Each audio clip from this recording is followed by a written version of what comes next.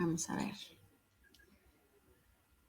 Hola, hola, buenas noches. Gracias por acompañarnos una noche más aquí en Cáncer de Mama México. Bienvenidos. Esperamos que todos estén muy bien.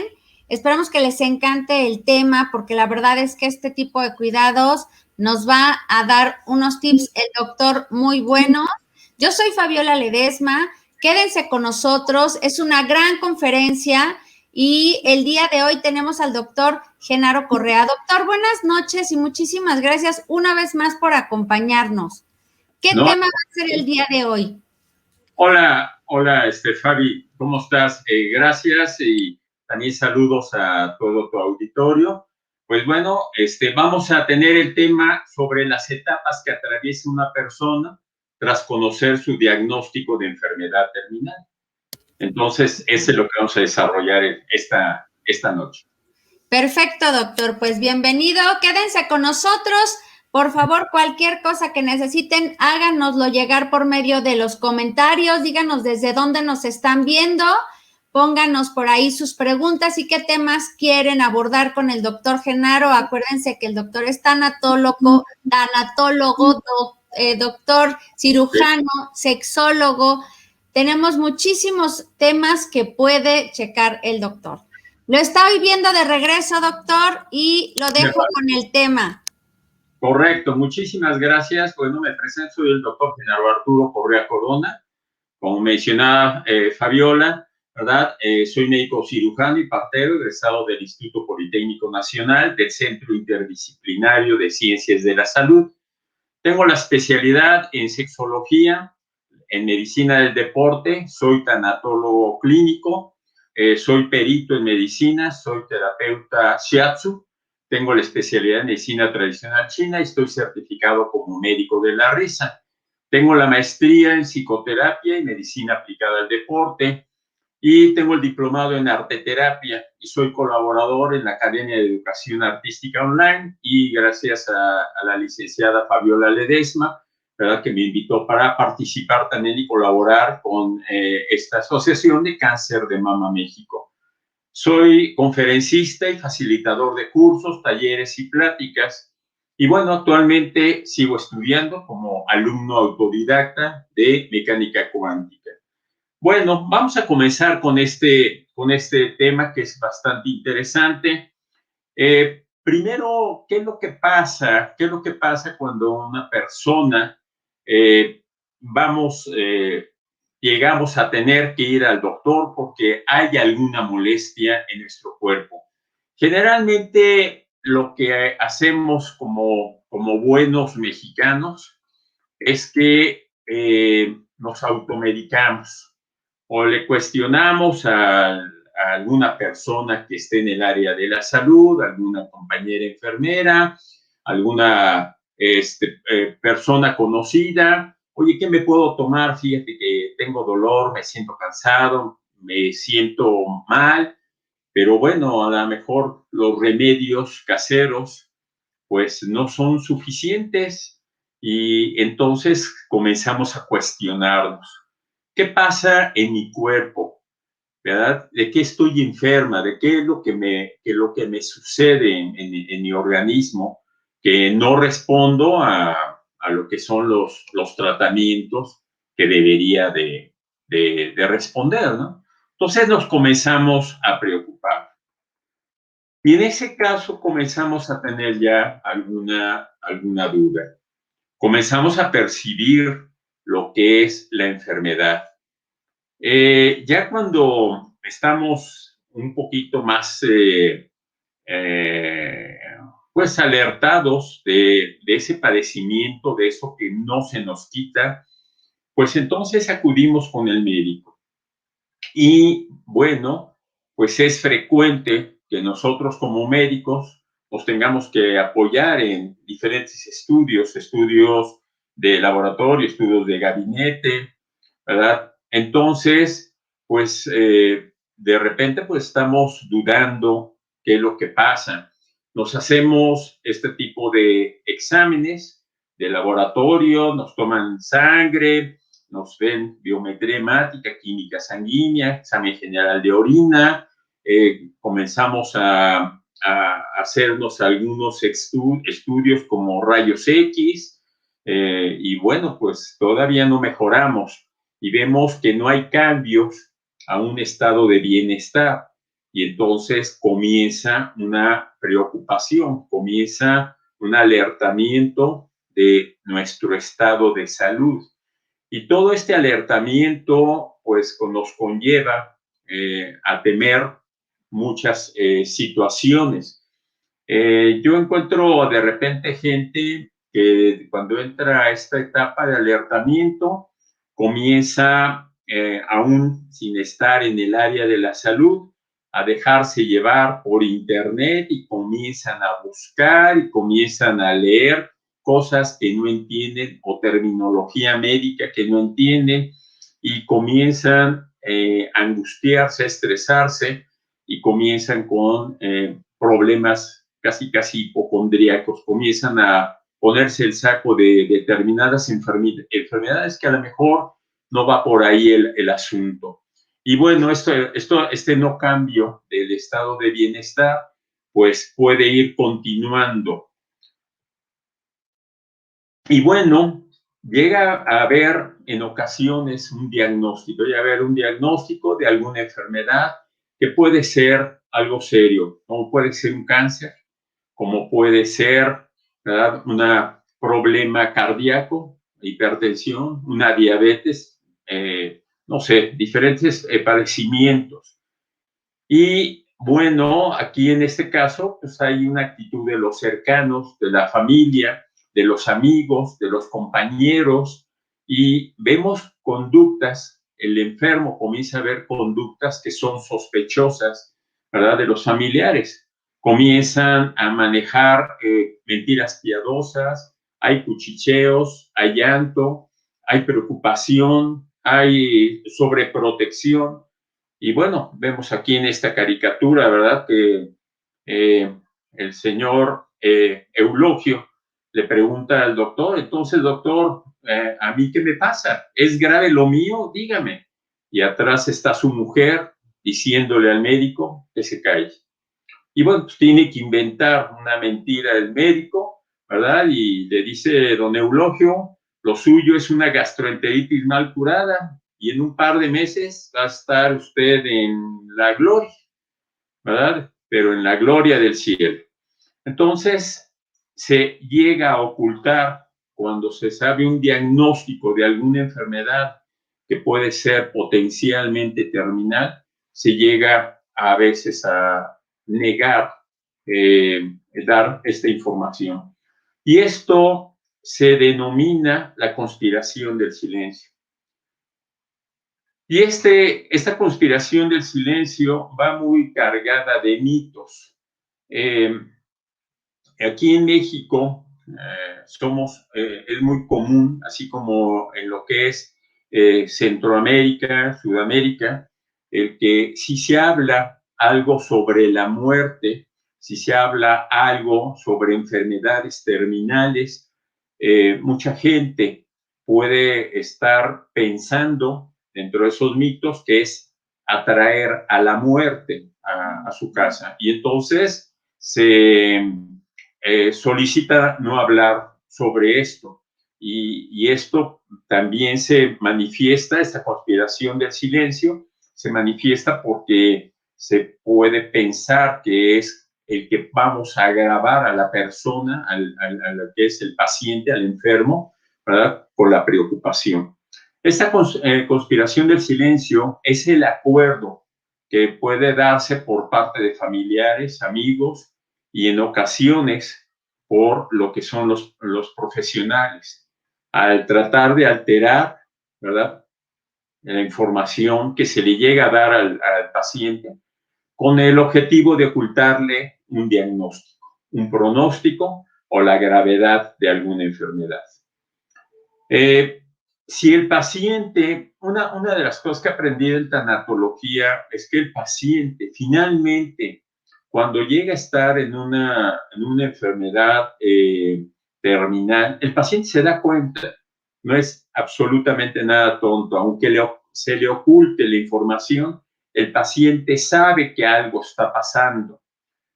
Pero aquí el paciente puede reaccionar de la siguiente manera. El paciente puede estar consciente, ¿verdad?, de que le están ocultando algo y a lo mejor está en su voluntad el no querer indagar. Y entonces, pues esto es válido para el paciente. Y esto, a este tipo de conspiración, ¿verdad?, se le llama una conspiración adaptativa. Hay otro tipo de conspiración que es cuando al paciente, sin su voluntad, ¿verdad?, se le informa de su padecimiento, se le informa de lo que es la enfermedad terminal. Y esto se denomina conspiración desadaptativa.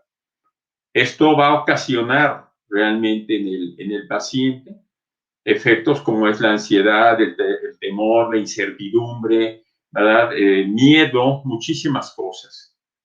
Pero también aquí, en esta circunstancia de que puede ser el paciente querer saber por voluntad propia la verdad.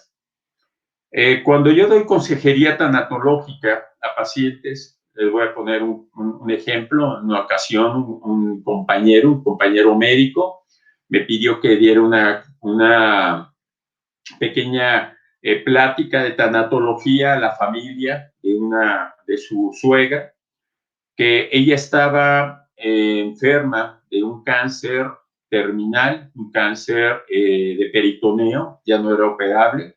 De hecho, en el Seguro Social ya la habían dado de alta para que estuviera en casa y que se llevara a cabo ahí exactamente el fallecimiento. Pero la familia no quería informarles. Entonces, en esta consejería tanatológica, hablé sobre diferentes aspectos, sobre el por qué sí sería importante darle esta información. Y yo soy capacitado exactamente en dar una cosa que se llama malas noticias en medicina. En las escuelas de medicina no existe esta capacitación. De hecho, no hay esa capacitación y aún médicos, ¿verdad?, de base no saben dar las malas noticias. Son de repente, muy bruscos en decir las cosas, el decirlo en momentos inadecuados, en el lugar inadecuado. Y bueno, pues esto afecta muchísimo tanto al paciente como a los familiares. Finalmente convencí a la familia que se le pudiera dar la información a la suegra de este compañero. Y bueno, aquí hay técnicas. Ya me acerqué yo a la señora, ya pedí estar a solas con ella y le pregunté a la señora si ella quería saber qué es lo que tenía. Finalmente, ella me dijo, sí quiero saber. Poco a poco fuimos dándole esta información a la señora. Al término de esto, la señora me agradeció porque me decía es que traía un peso sobre los hombros muy importante, porque sabía que no estaba bien, porque no me decía nada mi familia, ¿verdad? Y ahora, como sé que tengo poco tiempo de vida, aunque no sepa cuánto, puedo reestructurar lo que es mi proyecto de vida. Si a lo mejor tenía un proyecto de vida para el próximo año, comprar algo, hacer algo, viajar, finalmente pues ya no lo voy a hacer. Ahora voy a hacer proyectos de vida día a día o por un día adelantado a lo más. Y entonces eso le alivió mucho a la señora. Y bueno, finalmente esta paciente falleció al mes de que yo fui a dar esta noticia y se rompió esa conspiración del silencio. Y cuando falleció, la familia me agradeció nuevamente la situación porque la señora murió, ¿verdad? Cerró círculos, cerró muchas cosas que tenía pendiente en ese tiempo, ¿verdad? Con la misma familia, y la misma familia cerró círculos con la señora, pidió disculpas, pidieron perdón, agradecimientos, muestras de cariño, etcétera, etcétera.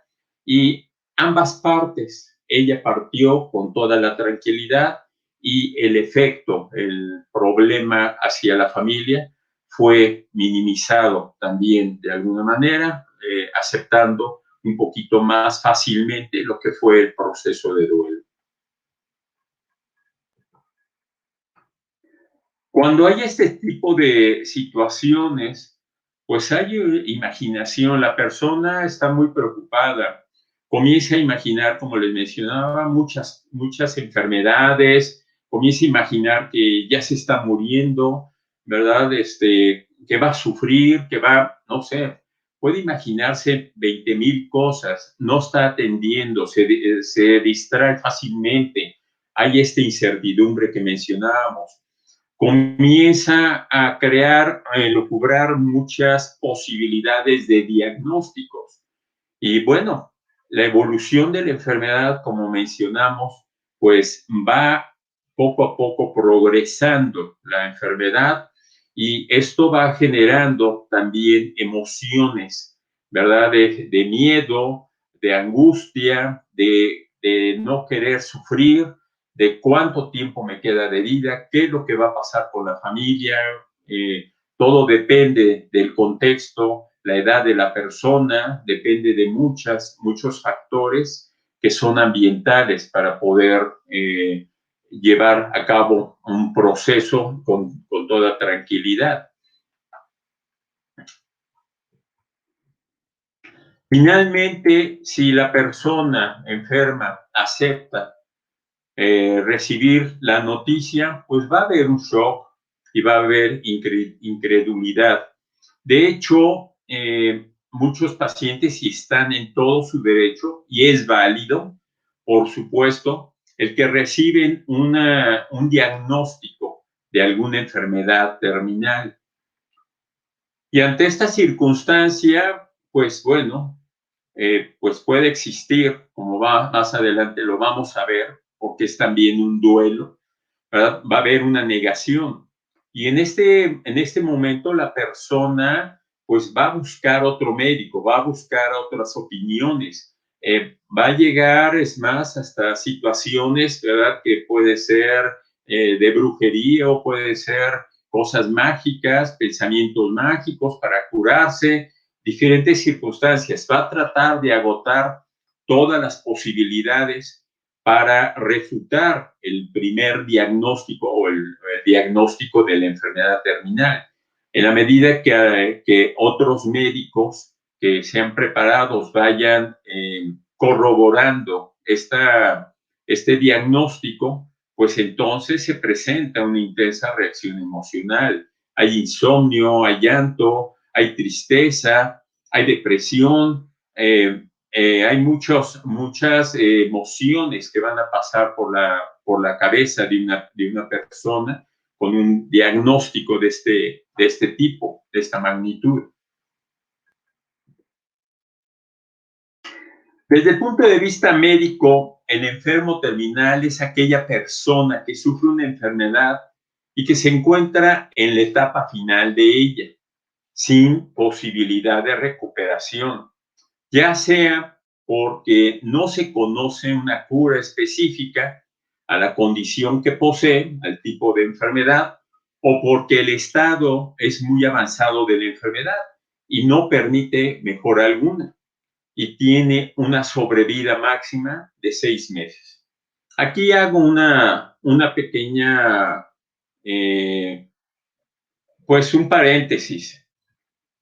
Hay muchos compañeros médicos con los cuales no estoy de acuerdo, en el cual de repente cuando vemos un paciente le decimos, tiene tantos meses de vida, tiene 3 meses de vida. Y me ha tocado ver pacientes que están esos 3 meses casi mejor, en vez de la enfermedad terminal, se están casi infartando por la angustia de que tienen 3 meses y llegan a sobrevivir 3 años. No somos adivinos, no somos adivinos con respecto al tiempo de vida de un paciente. ¿Por qué? Algo muy sencillo. Cada uno de nosotros somos seres únicos, ¿verdad? Irrepetibles, y que tenemos un sistema inmunológico, un sistema de defensa, un sistema exactamente de resistencia diferente. Puede ser que mi vecino, ¿verdad?, fácilmente se enferme, y puede ser que a lo mejor yo no me enferme una vez al año, y haya personas que cada ratito están enfermándose, están mal de gripa, están mal del estómago, están mal de esto, de aquello, no sé, cada cuerpo reacciona de manera diferente, y a veces el cuerpo es tan maravilloso que aunque no tengamos una cura específica a esa condición, a esa enfermedad, el organismo responde por sí mismo, ¿verdad? Entonces, no podemos estar como una bola de cristal tratando de adivinar el tiempo de sobrevida de un paciente. Podemos decir, no sabemos en cuánto tiempo, ¿verdad?, puede sobrevenir lo que es el fallecimiento, pero pues hay que disfrutar a la persona día a día como si ese día fuera el último. Y entonces eso es lo que tendría el gran valor. Debemos de tener en cuenta que estamos en un ciclo de vida, y que desde la fecundación ya hay riesgo exactamente de no evolucionar más allá. Después de la fecundación viene la etapa embrionaria, viene la etapa fetal, pero bueno, se ha sucedido, ¿verdad? Exactamente, que a veces en esa etapa embrionaria ni cuenta se da a la mujer. En muchos casos hay estudios donde se ha visto que mujeres que pueden tener retrasos de su menstruación, pues cuando se presenta lo que es la menstruación, es un microaborto. Puede ser un microaborto producido, ¿verdad?, de manera espontánea por el cuerpo de esa mujer. Y la mujer ni cuenta se da que tiene ese microaborto, ¿verdad? En otras etapas, igualmente, la etapa fetal, ¿verdad?, puede producirse también igualmente abortos. Podemos encontrar lo que son los óbitos fetales, bebés que tienen, por ejemplo, en este caso, en lo que es esta diapositiva, en el lado superior derecho, lo que se llama la circular de cordón, que en ocasiones puede asfixiar al bebé antes de nacer, y se forma un óbito fetal. Entonces se muere el bebé. Entonces, la muerte, platicando con mis pacientes tanatológicas, que ahorita me han aumentado, ¿verdad? La vida no tiene palabra, la vida no tiene lógica. De alguna manera se presenta la muerte en el momento más inesperado de esta vida. Y a veces podemos utilizar la lógica que las personas que somos mayores somos las que vamos a morir primero.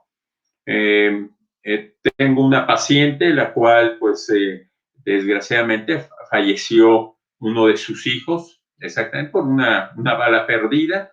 Y pues bueno, son situaciones de 25 años el chico, y son situaciones que no podemos predecir.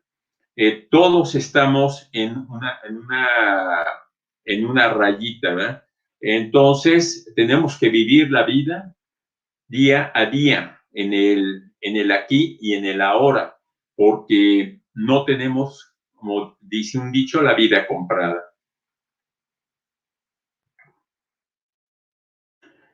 Una de las cosas muy importantes es que cuando yo doy exactamente cursos de tanatología, cuando llego a dar cursos o en diplomados de tanatología, me encanta esta frase donde dice que la muerte tiene tan segura su victoria que nos da toda una vida de ventaja. Y es cierto, ¿verdad? La muerte, como les estaba mencionando, pues se presenta en cualquier momento, en cualquier instante, en cualquier situación. Hay una frase que me enseñó mi abuela y la hago válida en tanatología. Y esa frase dice, del rayo te salvas, de la raya no. Y yo creo que ahorita con esta tecnología de Internet que tenemos, podemos entrar a Internet y podemos ver videos donde una persona está en medio de dos carros que chocan y a la persona no le pasa absolutamente nada. Y a lo mejor hay una persona que está parada en en un lugar está parada viendo el celular y pues se le cae un plafón en la cabeza y la mata. Entonces, realmente, ¿verdad? Este dicho es muy cierto. El momento que nos toque morir, nos vamos a morir. Nosotros como médicos no somos dioses. Nosotros como médicos somos únicamente trabajadores de la salud que sabemos cómo tratar de recuperar la salud de una persona ante determinadas circunstancias. Pero en el ciclo dentro del ciclo de la vida pues, se encuentra la muerte. Y es algo a la que todos nos vamos a tener que enfrentar en algún momento, tarde o temprano.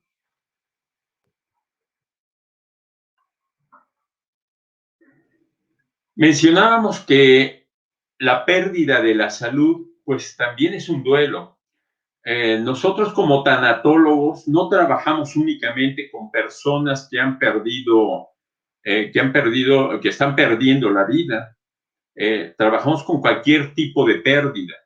Me ha tocado trabajar con personas que han perdido su casa por algún evento, ¿verdad? De la naturaleza, personas que han perdido su automóvil, personas que han perdido sus mascotas, cosas materiales o seres vivos. No nada más trabajamos con la muerte de seres humanos.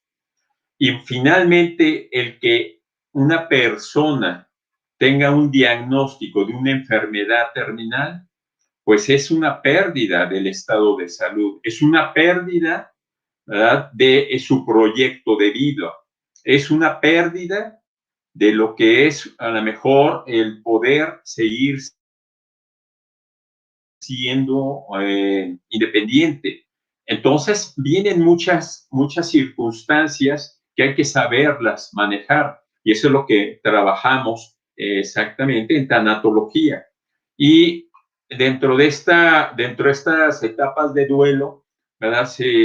Hay algunas descritas y sistematizadas, como la que elaboró en 1969 la doctora Elizabeth Kubler-Ross, ¿verdad? Que fue la fundadora de lo que es la tanatología, vamos a mencionarla como moderna, y donde menciona estas etapas, que es la etapa de negación y aislamiento, de ira e irritación, de pacto, de depresión, de aceptación y esperanza. Algo que quiero que quede muy claro es que estas etapas son simplemente una base para que podamos entender toda esta explosión de emociones por las que va a pasar una persona en una enfermedad terminal. No necesariamente se tienen que dar en ese orden, ni a lo mejor se pueden brincar una a otra, se pueden presentar o no. Entonces simplemente es una base para poder trabajar a nivel de terapia, ¿verdad? Con estas personas. Pero existen otros criterios también, como el modelo abordaje de duelo de Bowley, ¿verdad? Que en 1980 propuso 4 etapas para la reconciliación con la realidad. Y él las menciona, estas etapas, en la fase de shock, la fase de estupor o negación, la fase de anhelo o búsqueda de esa salud perdida y la fase de desorganización o desesperanza. De aquí yo hice una modificación porque estos otros modelos, junto de Kubler-Ross, ¿verdad? Son más dirigidos hacia lo que es el fallecimiento. Pero yo hice modificación en caso de lo que es la salud perdida y no de una persona fallecida. Entonces, estas fases que menciona Bowlby son adaptadas exactamente para pérdida de ese estado de salud que es importante. También tenemos otro modelo, el de William Gordon, que en 1982 que propone tareas que enfatizan el papel activo de la persona para alcanzar una resolución. Y estas tareas es aceptar la realidad de la pérdida, es elaborar las emociones y el dolor de la pérdida del estado de salud y adaptarse a un mundo en el que la salud ya no está presente, el reubicar emocionalmente a la persona enferma. Simplemente estamos hablando de que cuando hay un duelo por la pérdida del estado de salud en un paciente en una etapa terminal, hay dos trabajos. Uno, el trabajar la pérdida en sí, la pérdida de la salud. Y la otra es exactamente una reestructuración de la persona para seguir viviendo el tiempo que tenga que vivir, el reubicarlo emocionalmente y la persona pueda reestructurar su vida, pueda reestructurar su proyecto de vida, pueda reestructurar su sentido de vida, pueda reestructurar junto con la familia, ¿verdad? Cómo se van a organizar, etcétera, etcétera.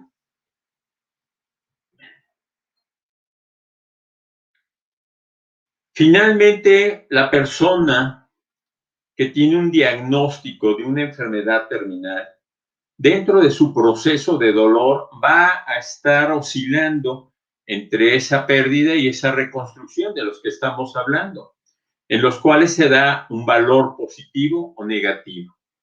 Tenemos que tratar exactamente en terapia, ¿verdad? Que la persona trate de encontrarle un sentido de vida para lo que está viviendo.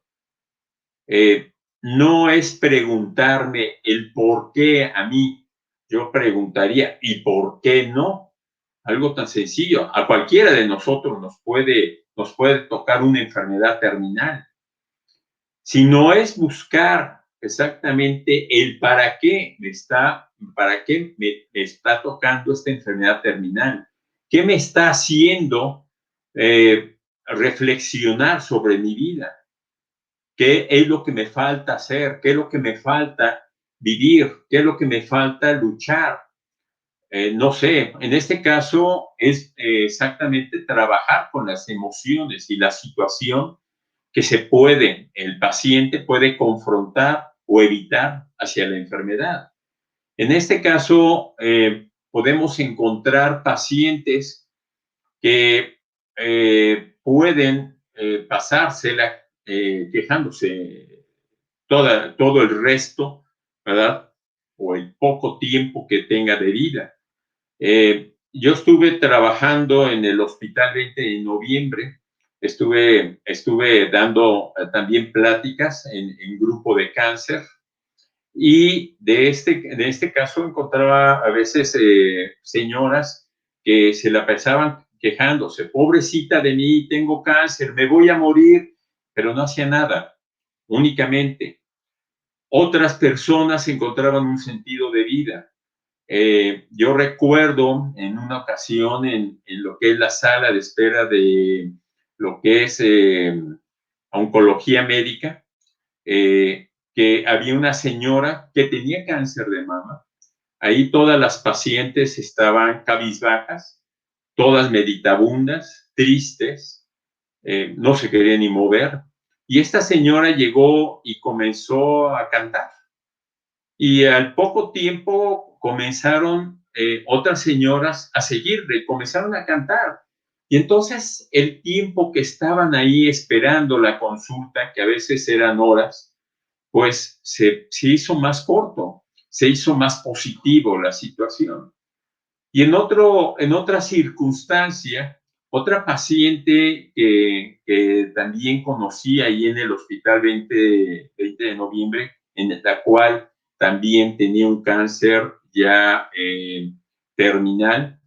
Ella era una maestra, ya estaba jubilada la señora, tenía varios años de estar jubilada y tenía sus ahorros. Y entonces ella me comentó, dice, pues si ya me queda poco tiempo de vida, voy a hacer lo que no hice de joven. Y entonces la señora invirtió todo su dinero para irse, andaba de repente, me mandaba mensaje y ya andaba en Veracruz, ya andaba en Huatulco, ya andaba en Cancún. En una ocasión me mandó una fotografía, ¿verdad? Donde se aventó paracaídas y disfrutó el tiempo, ¿verdad? El tiempo que le quedó de vida, disfrutando su vida. Entonces, lo único que nos separa de la muerte, por eso puse este reloj, es el tiempo. ¿Qué vamos a hacer con el tiempo que tenemos para vivir? ¿Nos vamos a estar quejando? ¿Vamos a hacer cosas por las demás personas? ¿O vamos a disfrutar también lo que nos queda de vida? La enfermedad terminal es un reto a enfrentarse al dolor tanto físico y mental, al miedo, la soledad, una revaloración de las creencias, hay una reestructuración de lo que es el proyecto de vida y el sentido de vida, como mencionamos. Ello por medio de un proceso progresivo de adaptación. Aquí puse esta fotografía me encantó esta foto, donde menciona cáncer de mama. Lo importante que es la familia para compartir el reto, la lucha y el triunfo. Y es importante que el paciente en fase terminal no esté solo, el paciente esté siempre acompañado. ¿Qué es lo que necesitamos hacer con el paciente? ¿Tenemos que hablar con él? No. Simplemente a veces es suficiente el silencio, el estar sentado junto a la persona, estar sentada ahí para lo que necesite. No necesitamos decir nada. En ocasiones podemos tomar la mano de la persona. Es muy importante el decir cuánto lo amamos a la persona y que sepa y que también él responda que nos ama. Y estamos ahí cerrando un ciclo también de vida, que es el del amor. Entonces es importante poder convivir con la persona y estar a su disposición. No necesitamos estar encima de ellos. ¿Qué necesitas? ¿Qué te cuido? ¿Qué esto? No, no, no. Necesitamos darle su tiempo. A veces necesitan llorar, a veces necesitan reír, a veces necesitan estar solos para poder reflexionar con lo que han hecho en su vida, ¿verdad? Y poder en ocasiones, cuando ellos lo soliciten, el poder hablar con cada uno de los miembros de la familia para cerrar esos ciclos que son muy importantes.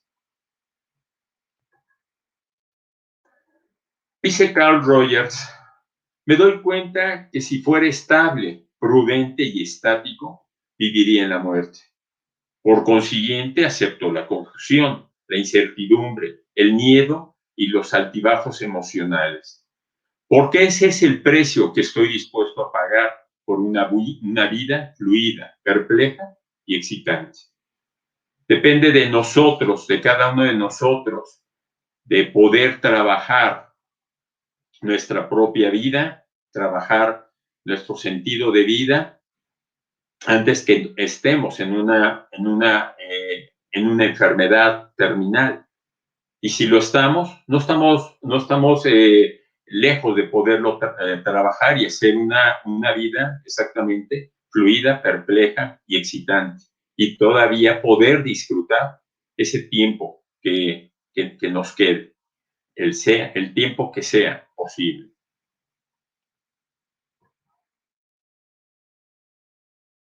La tarea que se presenta ante nosotros en el momento de una enfermedad terminal Es el reto de encontrar la fuerza para afrontar el misterio de la muerte.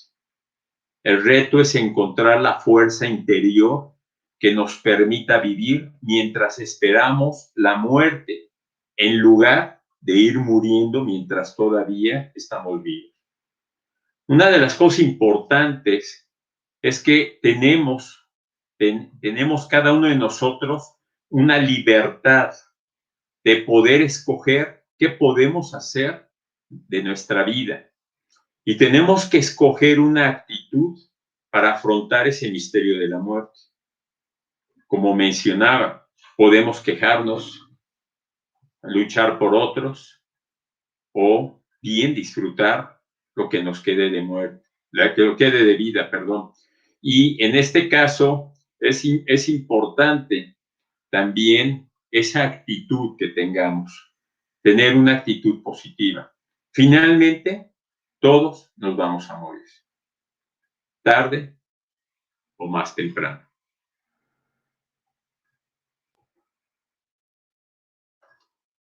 Esperanza no es la convicción de que las cosas saldrán bien, sino la certidumbre de que algo tiene sentido, minimizando el resultado final. Aún la muerte tiene sentido.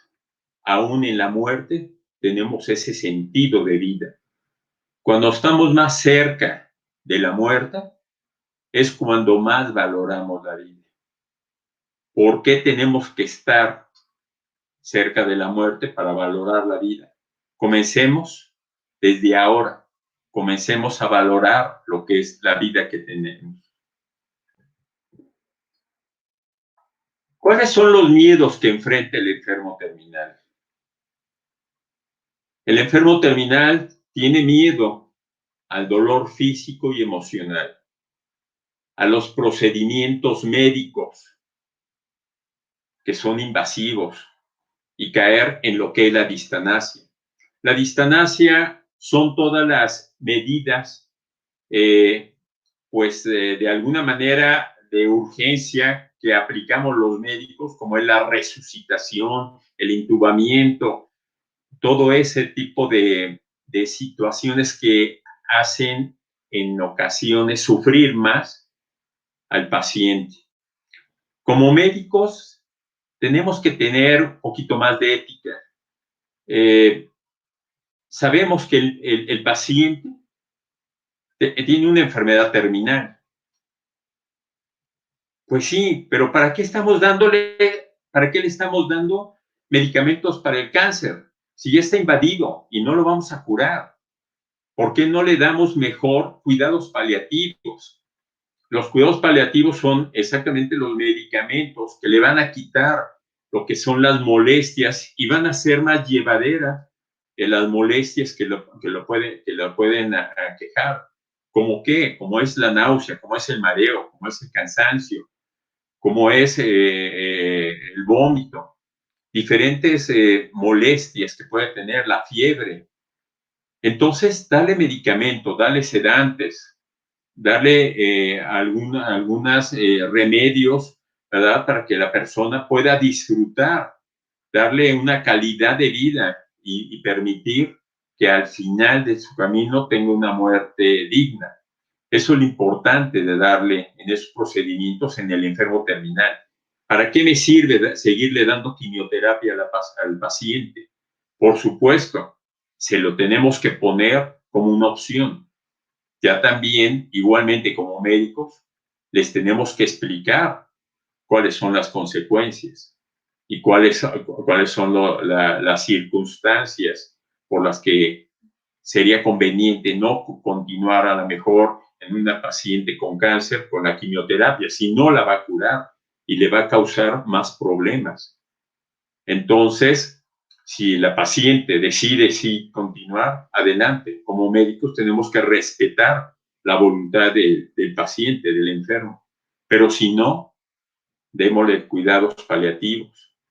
También tienen miedo a la pérdida de la autonomía y la autoestima. Esto es importante. El hacer valer a la persona mientras pueda valerse por sí misma. y ayudarla con todo el cariño y todo el amor, y la persona entiende claramente.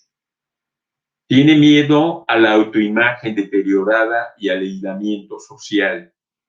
Hay pacientes que son encerrados en su casa por la misma familia en ocasiones, queriendo llevar a cabo una sobreprotección, y los aislamos y los metemos en el último cuarto del fondo de la casa.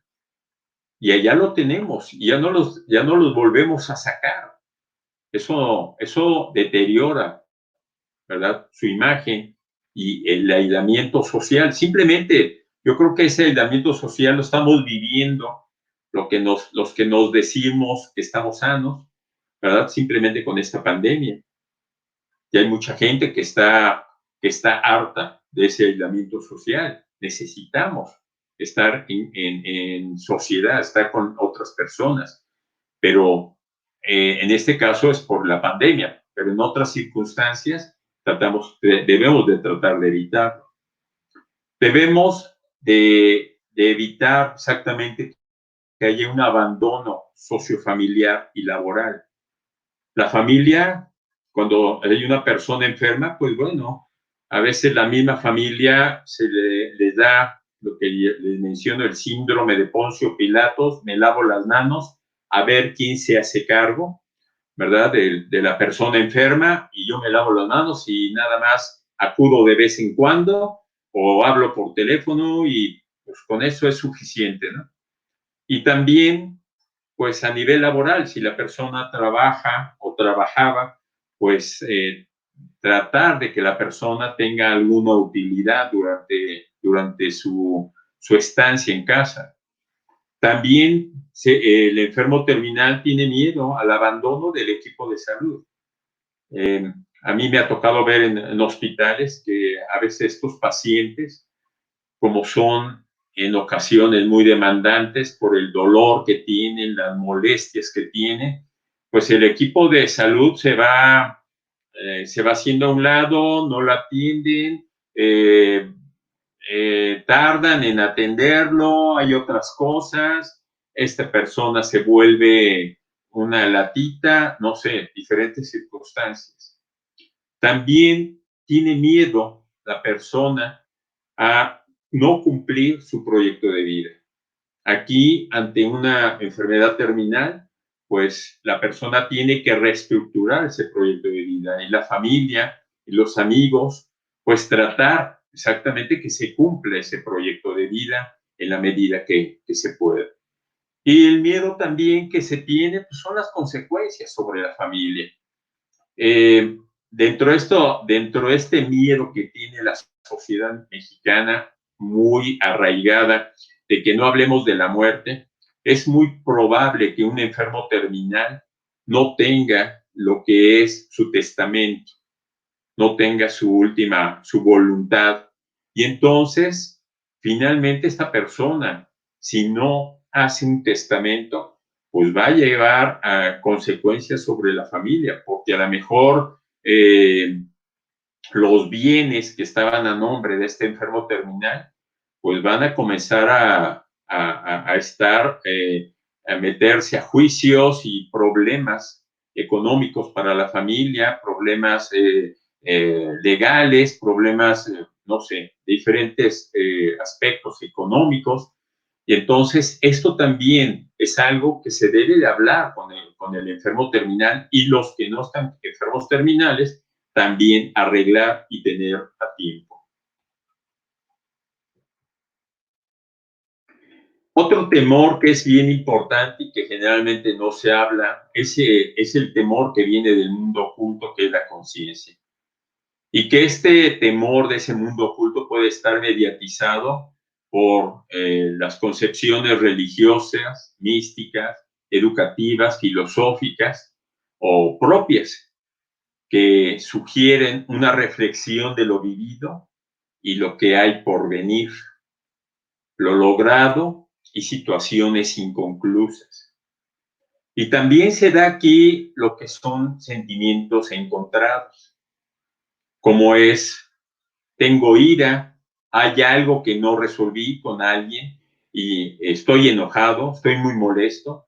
Hay sentimientos de culpas por algo que no hice en algún momento, de arrepentimiento, de perdón, de falta de fe o por alguna otra circunstancia.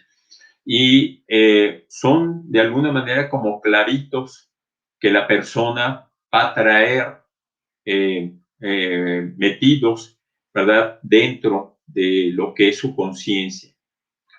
A mí me ha tocado que en pacientes en fases terminales, exactamente, pues a veces no somos únicamente los tanatólogos, podemos ser a veces un guía espiritual y a veces estas personas llegan a confesar situaciones que no quiere que sepa la familia, que son muy dolorosas y que tienen culpas y arrepentimientos. Y a veces con la familia no salen esta parte de la conciencia. Y a veces nosotros, pues bueno, somos así, somos los confesores casi, casi, porque es la forma como la persona desahoga toda esa conciencia que tiene pendiente antes de morir. Como son estas confesiones y como médicos, éticamente, pues no las platicamos con la familia.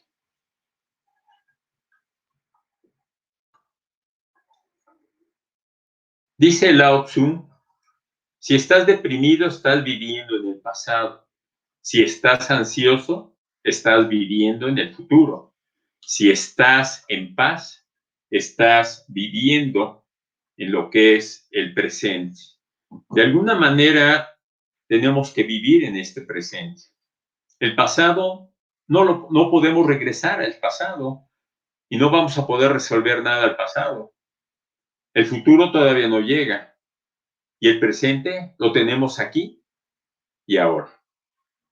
Entonces, vive lo que es el presente.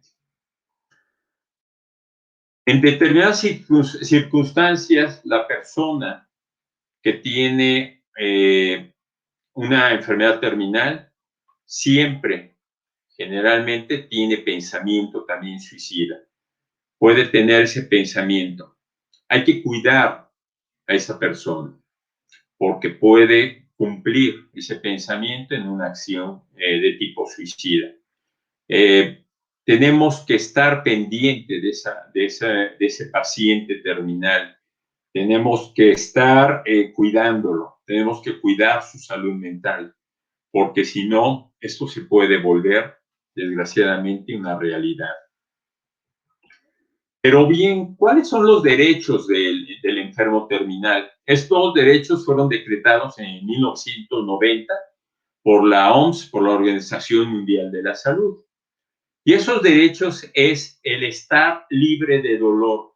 Y una de las cosas muy importantes como médico, ¿verdad? Cuando me llega un paciente, no que esté en una fase terminal, por lo que sea, tiene molestia de la garganta, tiene una gripa, se torció el tobillo, lo primero es atender el dolor, es quitar esa molestia.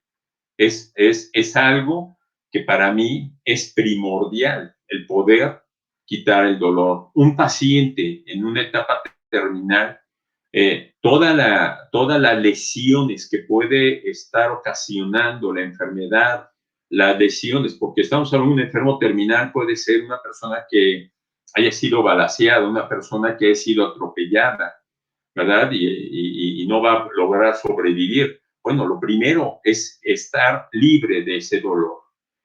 Otro de los derechos es el no ser engañado. Estos derechos debe de saberlo el enfermo terminal. El ser tomado en cuenta para su tratamiento. Nos hemos despersonalizado mucho en los hospitales y es bien común que el enfermo terminal o el enfermo común y corriente, ¿verdad?, pierde todo lo que es su voluntad dentro del hospital. Y entonces, nosotros como médicos, ¿verdad?, llegamos con el paciente, ¿sabe qué? Le vamos a poner estas inyecciones y le vamos a poner esto y le vamos a... O sea, perdón, no le hemos explicado para qué. No le hemos preguntado si está de acuerdo con su tratamiento. Y entonces nos volvemos los jefes y nos creemos los jefes. Sí tenemos el conocimiento como médicos, estoy de acuerdo. El paciente no nos va a decir cuál es su tratamiento, pero tenemos que ser humanitarios en la forma de tomarlo en cuenta para que el paciente acepte su tratamiento, a pesar de las secuelas o consecuencias que puede traer también. Y esto tiene que ver con ser tratado como persona, ¿verdad? Hasta el momento de su muerte. No es un bulto, no es el paciente de la cama 3, no. Es el señor fulanito de tal, es la señora fulanita de tal. Hay que mantener siempre una esperanza, cualquiera que ésta sea, con este paciente. El obtener una respuesta honesta, cualquiera que sea su pregunta. No darle vueltas. Obtener la atención de médicos y enfermeras, incluso si los objetivos de curación deben de ser cambiados por objetivos de confort, lo que estábamos mencionando. En vez de ser un tratamiento para curar el cáncer, si ya no tiene remedio ese paciente, hay que cambiarlo. Por eso que le dé confort, por esos cuidados paliativos, pero también hay que comentárselo, por supuesto, al paciente. Expresar a su manera sus sentimientos y sus emociones, lo que respecta al acercamiento de su muerte. Es importante, acuérdense que el paciente en una etapa terminal, hay muchas cosas que están pasando por su mente, hay muchos conflictos y hay una oleada tremenda de sentimientos y emociones.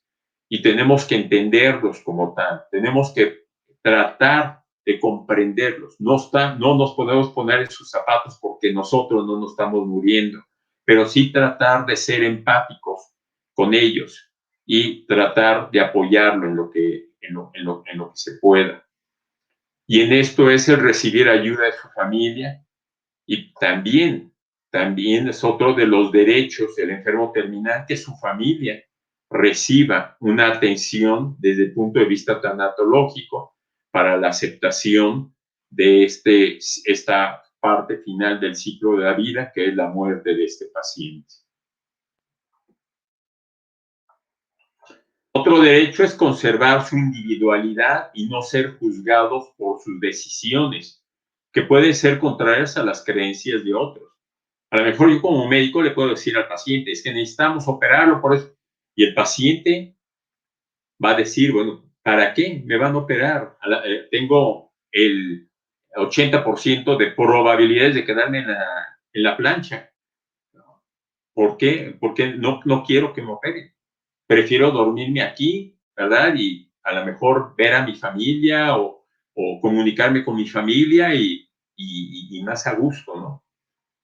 Y eso es válido y tenemos que respetar también esa individualidad.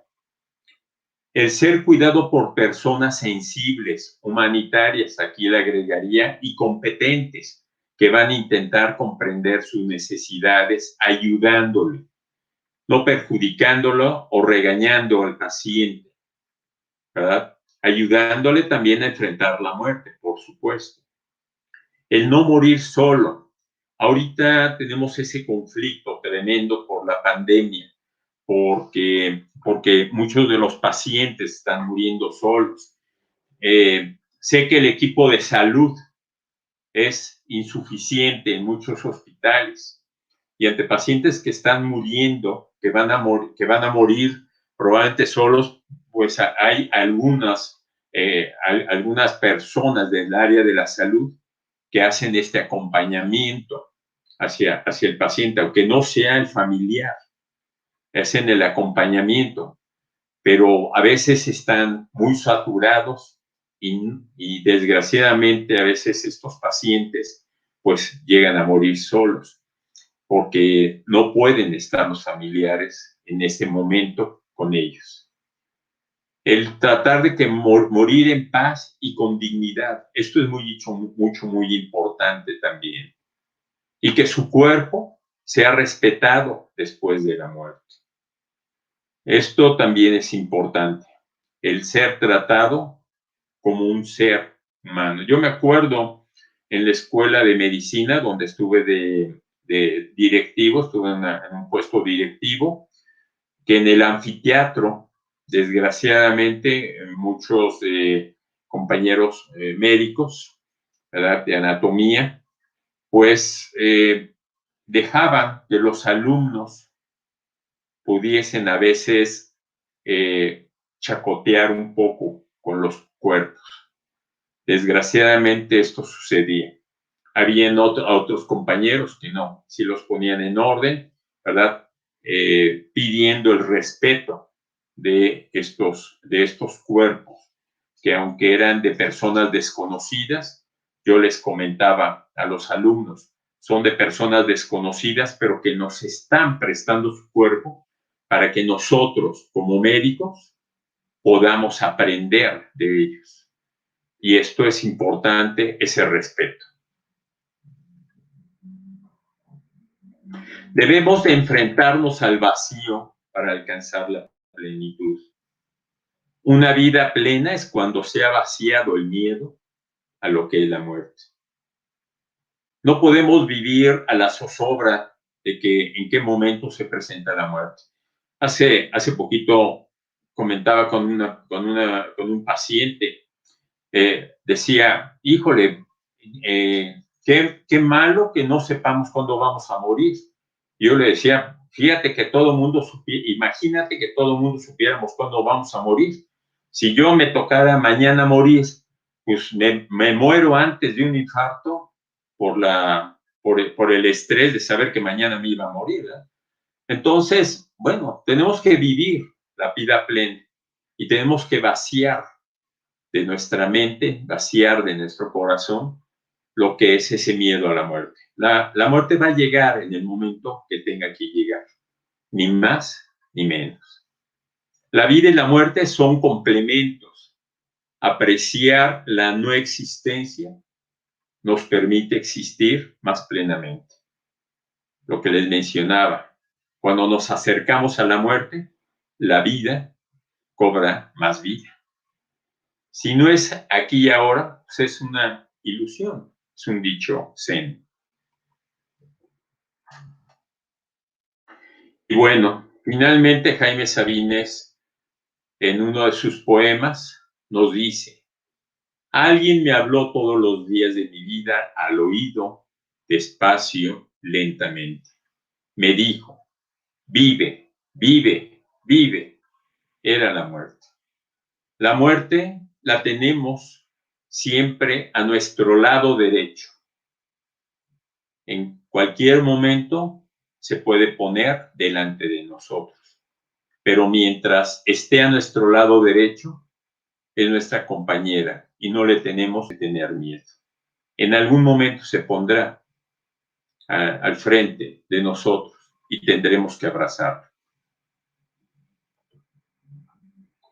Y bueno, les doy las gracias por su atención. Yo les menciono que esta puerta que me gustó mucho, simplemente es algo que vamos a tener que cruzar todos en algún momento de nuestra vida.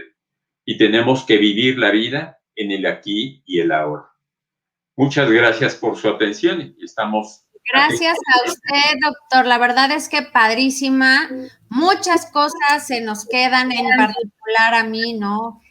Muchísimas cosas que me retumban. Mi papá también, mi papá falleció el 14 de febrero y mi papito también decía eso, hija, de la rayita no pasas. Así que me hizo recordarlo muchísimo. Pocos días antes de su muerte platicábamos de los testamentos. Yo en mi trabajo también difícilmente la gente se presta para hablar de la muerte, ¿no? Y finalmente pues todos vamos a morir y aunque seamos enfermos o pacientes con enfermedades terminales en algunos casos, pues lo importante es vivir, ¿no? Vivir el tiempo que nos quede, el tiempo que tengamos, vivirlo y disfrutar de la mejor manera, con la mejor actitud, ¿no? Porque eso va a poder ayudarnos a ser felices, que es a lo único que venimos. A lo único que venimos. Bueno, doctor, déjeme leerle nada más. Nos dice María Escamilla, qué gusto estar en la conversación. Saludos, doctor Correa. María Escamilla, saludos a todos. Buenas noches, nos escribe por ahí Mariana, saludos. Gloria Elsa Fernández Ángeles, saludos. Virginia Mesa nos dice, excelente noche. Es un tema de alto valor para el paciente y sus familiares y, por supuesto, para personal de salud. Enormemente gracias, doctor Genaro, por el conocimiento y experiencia que nos compartirá. Antonia Reyes, hola, buenas noches. Buenas noches, Tony. Luz Espinosa, saludos. Patricia Correa, un tema muy interesante. Así es, Pati. Carmen nos dice, tiene usted mucha razón, porque a mí me dieron un diagnóstico de 7 años de vida y voy a cumplir 31 años de sobrevivir al cáncer. Muy acertada su forma de pensar y yo solo vivo aquí y ahora. Saludos. Gracias, Carmen, por acompañarnos siempre. Jenny Vega, muy cierto. En ocasiones los médicos no tienen el tacto o la empatía para decir las cosas, que es cierto, ¿verdad? Saludos a Silvia desde Chicago, saludos desde Estados Unidos. Saludos, doctor García, por gracias por este tema tan interesante. Saludos, saludos Eugenia, saludos Soledad del Valle, Andrea Leonardis, María Angélica nos dice, buenas noches, gracias doctor Correa por compartir este tema tan importante y poco difundido. Muy cierto, ¿verdad? Malena Salazar nos dice, qué interesante tema, los felicito. Gracias, tía Male. Muchas gracias, doctor, por compartir tan interesantes temas. Rocío Narváez nos dice, saludos, doctor, gracias por compartir todos sus conocimientos. Nos dice por aquí Facebook, no dice el nombre, pónganos por ahí su nombre, dice, respetar la autonomía del paciente, lo importante, ¿verdad? Claro. Jensen nos dice, saludos, felicidades, gracias, Jensen. Nos dice alguien más que no pone su nombre, nos dice, claro, la muerte es parte del ciclo de la vida. Así es. Lourdes Jiménez nos dice, muchas gracias, doctor, excelente tema. Malena nos dice, excelente médico, mi admiración por usted, doctor Correa. Facebook User nos dice, un excelente tema, muchas gracias, doctor. Flor Ruiz, muy interesante e instructiva, entender y enfrentar lo que todos tenemos seguro. Muchísimas gracias, tía. Muchas gracias, tía Flor. Virginia Mesa, valiosas aportaciones. Para mí, el resumen con lo que el doctor cierra, la muerte que nos dice vive. Excelente, Virginia. Sí, se nos va a quedar. Avi, ay, gracias, Avi, desde Toluca. Muchísimas gracias. Tienes mucha razón. Un excelente tema. Pues bueno, doctor, muchas felicitaciones. Lo vamos a tener en el diplomado. Invítenos al diplomado, doctor. Cuéntenos, ¿qué va a hacer en el diplomado? En este caso estamos armando apenas un diplomado, exactamente para hacerlo de tanatología, pero bueno, todo está en proceso para llevarlo a cabo, ¿no? Excelente, pues ya que lo tengan, nos lo manda para acá. Por supuesto. Y pues muchísimas gracias. Gracias a todos por acompañarnos, por quedarse con nosotros hasta el final. Recuerden suscribirse, @cáncer-de-mama_mx para continuar dándoles estas pláticas. Yo soy Fabiola Ledesma. Gracias al doctor Genaro Correa y les mando saludos a todos y nos estamos viendo mañana con la psicóloga está Olguita García. Mañana nos vemos por aquí, inteligencia emocional. No se lo pierdan. Nos estamos viendo. Bye, bye. ¿A qué horas? A las 8 de la noche, mañana, inteligencia emocional, por aquí, por Cáncer de Mama México. Gracias.